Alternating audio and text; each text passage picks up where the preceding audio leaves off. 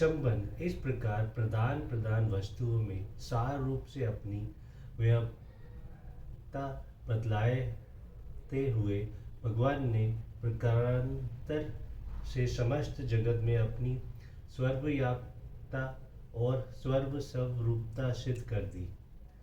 अब अपने ही त्रिगुणमय जगत को मूल कारण बतलाकर इस प्रसंग का उपसंहार करते हैं। ये चेव सात्विका भावा राजसास्ता साशव्य मत एविति तनि विधि न तव तेषु ते मयि। और भी जो सत्व गुण से उत्पन्न होने वाले भाव है, जो राजगुण से तथा तमोगुण से होने वाले भाव है, उन सबको तू मुझसे ही होने वाले हैं ऐसा जान, परंतु वास्तव में उनमें और वह मुझ में नहीं है। सात्विक, राजस और तामस भाव किसके वाचक है एवं उन सबको भगवान से होने वाला समझना क्या है?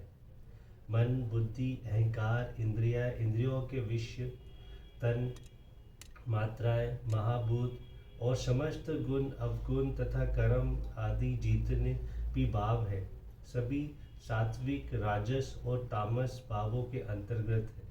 इन समस्त पदार्थों का विकास और विस्तार भगवान की अपरा प्रकृति से होता है और वह प्रकृति भगवान की है। अंत भगवान से भिन्न नहीं है। उन्हीं से लीला संकेत से प्रकृति के द्वारा सबका सृजन, विस्तार और उपसंहार होता रहता है। इस प्रकार जान लेना ही उन सबको भगवान से होने वाला समझना है। उपयुक्त समस्त त्रिगुणमय भाव यदि भगवान से ही होते हैं तो फिर वह मुझ में और मैं उनमें नहीं हूँ, इसका कथन का क्या अभिप्राय है?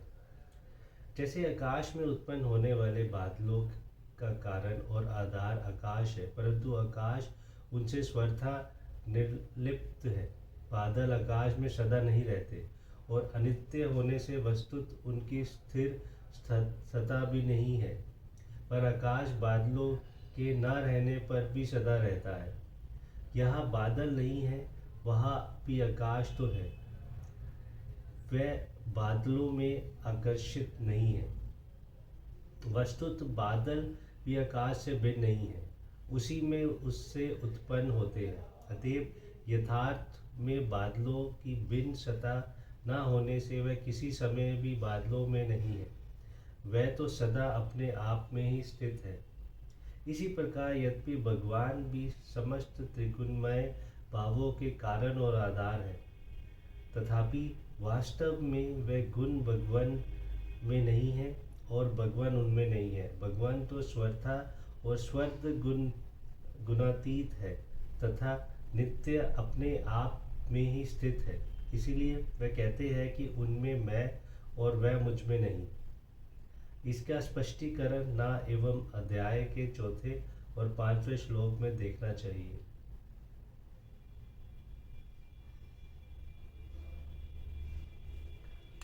जय श्री कृष्ण जी की।